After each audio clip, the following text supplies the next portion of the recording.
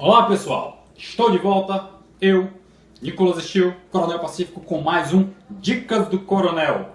Novamente, estamos aqui com nossa programação semanal. Hoje nós vamos ter não somente uma nem duas, mas 10 dicas para vocês.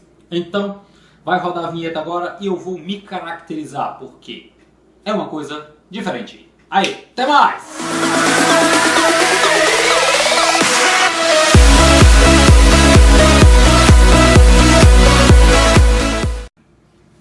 E o tema de hoje é Brasil, Brasil, Brasil, Brasil, Brasil, a terra do samba, Brasil, a terra do carnaval, a terra de mulheres bonitas, a terra do futebol, dos 7 contra 1 também contra a Alemanha, mas a gente não vai falar nada sobre isso, porque o tema de hoje são filmes brasileiros. Quando a gente fala sobre filmes brasileiros, é mais fácil a gente falar sobre os ruins. E eu concordo plenamente com isso, que a produção de filmes brasileiros, infelizmente, ela é muito fraca comparado com o resto do mundo. Mas hoje eu vou fazer diferente. Hoje eu vou colocar 10 filmes brasileiros que eu estou indicando para vocês assistirem que são bons. Essa é somente a parte 1, porque temos vários bons filmes brasileiros. Com certeza eu não vou falar todos, eu vou falar alguns que eu indico e que vocês assistam também, se vocês desejarem. E lembrando também que não tem ordem de preferência, se é o do maior para o menor. Não, são 10 filmes que eu vou falar aqui e que vocês vão assistir também, ok? Então vamos começar! Então, o primeiro filme que eu vou falar pela minha memória, foi o primeiro filme que eu fui assistir no cinema. O nome do filme é Guerra dos Canudos.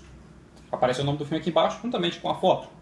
Guerra dos Canudos é um filme que fala sobre uma das histórias reais que aconteceu no Brasil. Numa batalha dos Canudos que aconteceu, em que tinha a figura do Antônio Conselheiro, e que ele uniu várias pessoas e fundou uma comunidade chamada Canudos. Só que era altamente contrário, porque o Brasil já tinha passado pelo processo de independência e já estava na época da República. Se eu não me engano, era do segundo presidente. E ele não gostava porque essa comunidade ela tinha muita a figura da monarquia, e naquela época a monarquia já tinha sido extinta. Então ele mandou vários soldados para destruir esse povoado, que era chefiado pelo Antônio Conselheiro. E várias foram as batalhas que houve, várias foram as vitórias do pessoal que morava nesse negócio, nesse povoado, e várias derrotas, até que enfim que se acabou. O Antônio Conselheiro foi morto, e se eu não me engano, tem uma cena nesse filme, que foi uma cena que me chocou muito, porque eu era criança quando eu assisti esse filme, que foi uma parte quando o cara levanta a cabeça da mulher e corta a garganta dela. Essa cena eu fiquei assim, meu Deus, na época eu devia ter uns 9 anos. Um próximo filme, também excelente, baseado em fatos reais também, ele já é mais recente, é um filme muito importante e é muito interessante. Várias pessoas consideram ele como o melhor filme brasileiro. É o filme Olga, baseado na história da Olga Benário Prestes, que ela foi esposa do Luiz Carlos Prestes, que ela era de outro país, e ela veio para o Brasil para aumentar e difundir aquela questão da reforma comunista que estava vigorando naquela época no Brasil. Infelizmente, ocasionou várias coisas de que ela não teve sucesso no seu êxito, foi aprisionada e mandada de volta para o seu país, que era a Alemanha. E ela acabou sendo morta nas câmaras de gás da época do Hitler. Tanto tem até uma cena no filme que vários historiadores dizem que foi falsa, né? Que é uma frase que diz que este é um grande presente do Getúlio Vargas para o Adolf Hitler, que é quando ele manda de volta ela daqui do Brasil para a Alemanha. O filme é muito bom e que merece ser acompanhado com certeza. Próximo filme também que estamos na lista. Agora o terceiro filme que eu indico para vocês. Esse filme é conhecido por todos. Não é nenhuma surpresa, que é o Carandiru. Filme excelente, teve participação de vários atores famosos, principalmente que contou com a história baseada no livro do Drauzio Varela, que ele estava naquela época em que ocasionou que teve um grande tumulto, várias pessoas morreram no Carandiru. Aí conta todas as histórias, tem vários personagens envolvidos, várias pessoas que vivenciaram aquela época mesmo de terror, de que teve uma grande revolta do Bangu 1 contra o Bangu 2. E foi um furdunço. Eu indico extremamente esse filme, principalmente pela interpretação de vários atores, inclusive do Rodrigo Santoro, que eu acho que foi uma uma ótima apresentação e interpretação dele, que ele fez um travesti e que tinha contato com vários outros homens e que essa coragem dele de se fazer de mulher, de se fazer toda aquela coisa bem louca, que ele era o galanzão na época, ele fez um papel altamente diferente do que ele estava acostumado. Eu acho que foi isso que deu visibilidade dele em Hollywood. Por isso que esse filme é altamente indicado. Excelente o filme, Carandiru.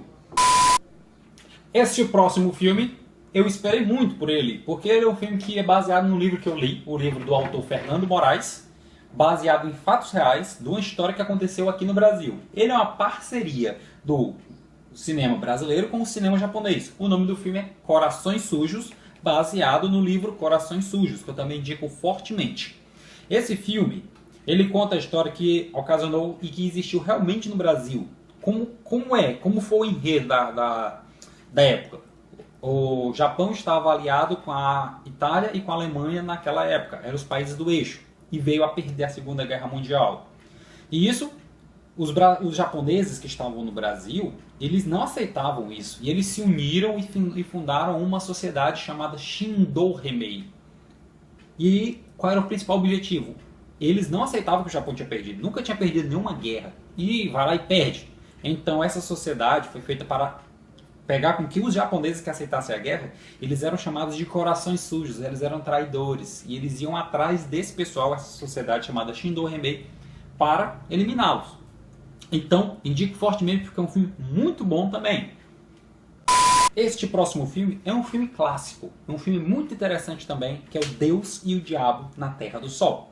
É um filme que fala sobre a história de um cangaceiro e que tem um cara que vai em busca dele, vai lutar contra ele. Eu indico fortemente porque é um filme com uma linguagem e uma roupagem diferente. É um filme assim difícil, tal. O filme, você está assistindo o filme, de repente aparece um texto na tela que você vai ler e às vezes só o narrador falando de fundo. É um filme muito interessante, é uma linguagem antiga e uma linguagem diferente. O cara que faz esse filme, ele também fez vários outros filmes também nessa mesma roupagem. Acompanhe ele porque ele é um filme muito bom. Deus e o Diabo na Terra do Sol. Este próximo filme é uma comédia. Vai ser o único filme de comédia nessa primeira parte. Nos outros vai surgir outros filmes de comédia, mas esse é o único filme de comédia. E eu gosto bastante desse filme. Ele é um filme safado, é um filme sacana. É O Homem que Desafiou o Diabo. Rapaz, esse filme, pra mim, é o melhor filme de comédia do Brasil. Pra mim. Várias pessoas vão falar O Auto da Compadecida ou qualquer outro filme dessa nova linhagem de filmes de comédia. Mas pra mim esse é o melhor. Que é um humor estritamente nordestino. E a gente que é do Nordeste gosta dele. É a parte do Ojuara. O nome do cara era Araújo. Só que aconteceu várias coisas na vida dele que ele mudou o nome dele. Ojuara, que é Araújo ao contrário. E ele, inclusive, ele tem uma parte lá em que ele vai e ele luta com o diabo. E ele ganha do diabo fazendo o quê? Não posso falar, porque senão é spoiler. Acompanhe, porque esse filme é muito interessante. Tem vários personagens que aparecem. Tem a Mandy Pantanha, que é uma mulher que ela tem um probleminha.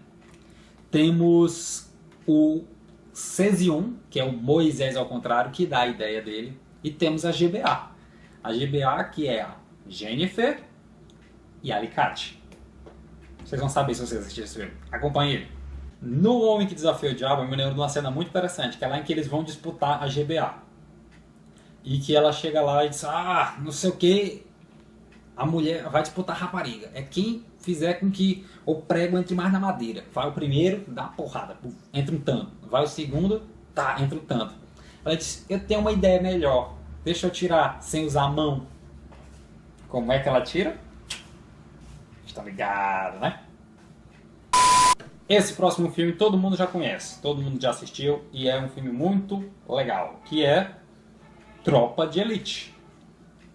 O 2 eu falo em outra ocasião.